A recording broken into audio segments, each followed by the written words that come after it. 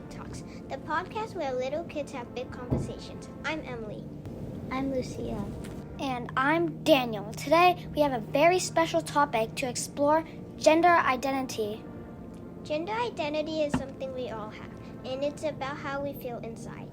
Sometimes people identify as boys, sometimes as girls, and sometimes as something else entirely.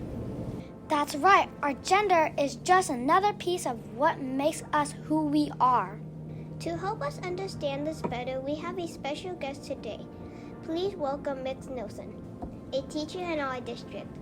Can you tell us a little bit about yourself?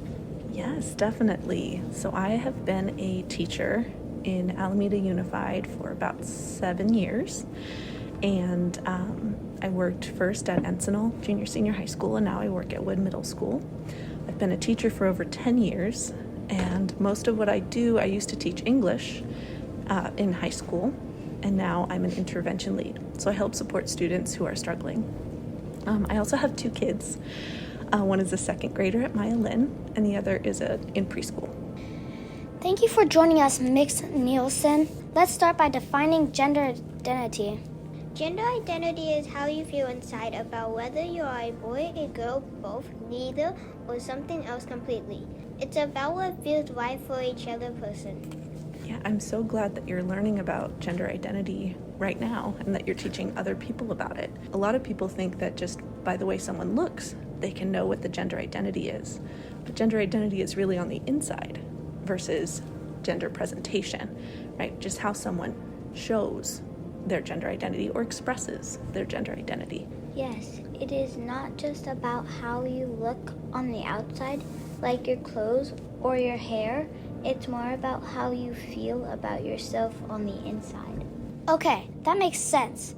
And what if someone doesn't feel like they fit into the common idea of boy or girl?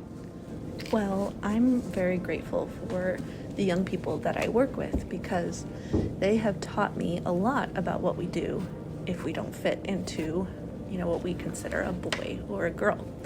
I feel personally, for me, sometimes I feel both masculine and feminine, both boy and girl. Sometimes I feel neither, and sometimes I feel one more than the other, and it changes day to day. And what I do because of that is I talk to the people who care about me, and I tell them, this is what you can do to help me feel the best about who I am and help affirm who I am. And I ask them to use the pronoun they for me. I ask them to use mix instead of miss, Mrs., Mr., and kind of create that openness. Another thing that we can do is make sure that places in our communities have gender neutral or gender inclusive bathrooms so that someone doesn't feel like they have to choose one or the other. Got it. It's important to respect how people feel inside and not make assumptions about their gender.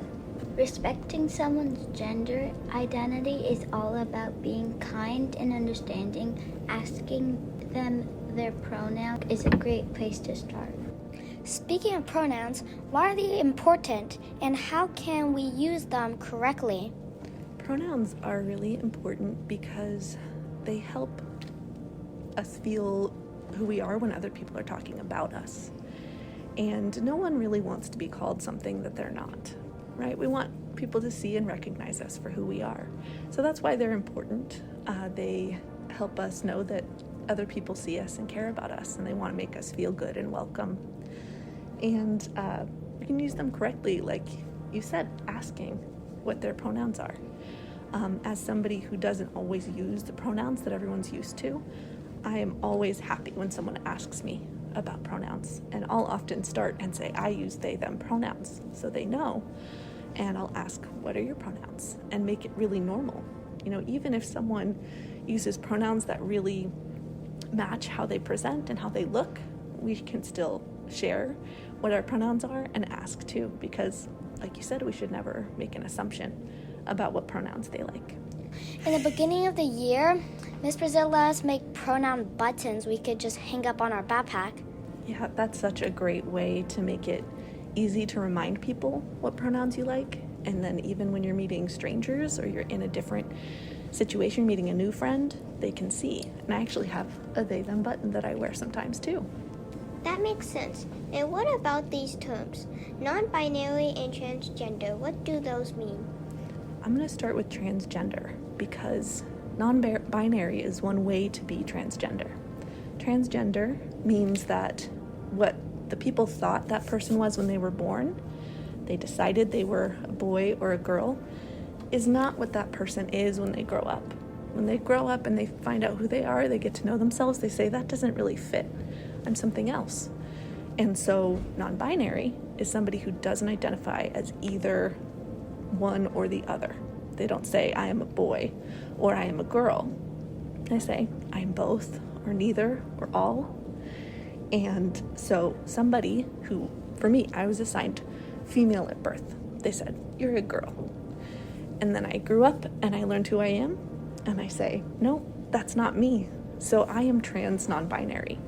And some people are assigned female at birth and they grow up and say, no, actually I'm a boy.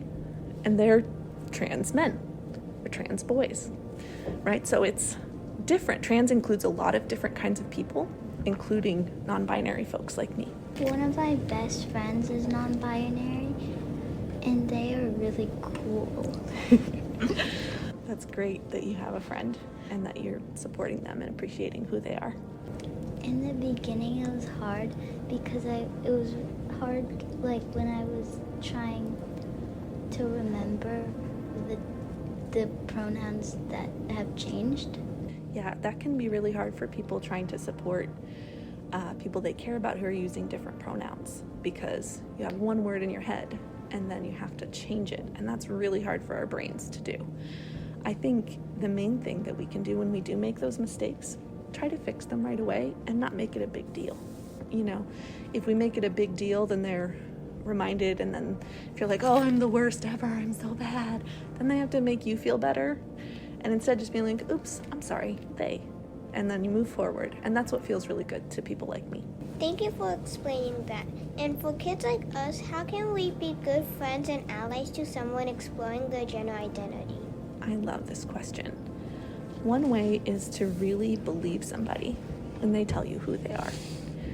And that means if they're going into a bathroom and it doesn't look like they're supposed to be going into that bathroom, we don't say anything, because they're making a decision for themselves that's really personal, right? We don't need to make decisions for other people about which bathroom they use. It's their body, and they can choose which bathroom to go into.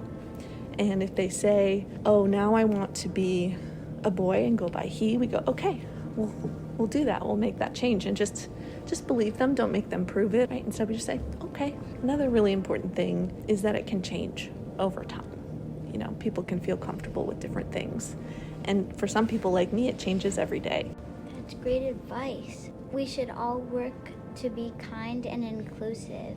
And remember, it's okay to have questions and learn together. Our teacher also taught us about social constructs and how gender is one of them. Yes, a social construct is something that we as humans gave meaning to. Yeah, like we decided that humans are either girls or boys, but this can change. For example, money is a social construct. It's different in each country, and humans decided the value of the money.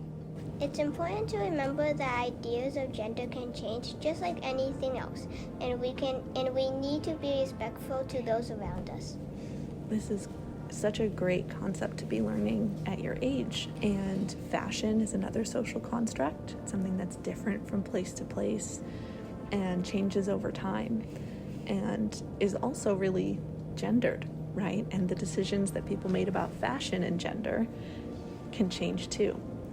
Men used to wear high heels in the 17th century, and then it became something that only women and girls could wear high heels. And now anyone can wear high heels if they want to, if that's comfortable for their body, if that's what feels good, it makes them feel happy and fashionable.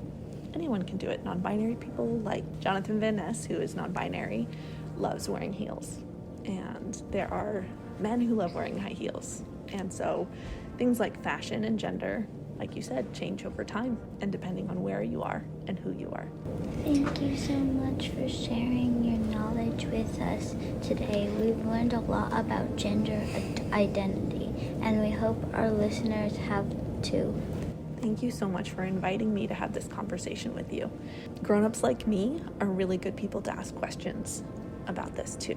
Like you can always ask your teacher, how can I support this friend who's doing this? Or I think I made a mistake. Can we talk about it? And finding those safe people that you can ask questions is really important. And there are lots of people in your school who are safe people to talk to about it. And to our listeners, remember, everyone's gender identity is valid. And it's important to be kind and supportive. That's right. Let's celebrate all the unique puzzle pieces in the beautiful picture they create when they come together. That's all for today's episode of Little Minds Big Talks. We hope you enjoyed learning about gender identity with us.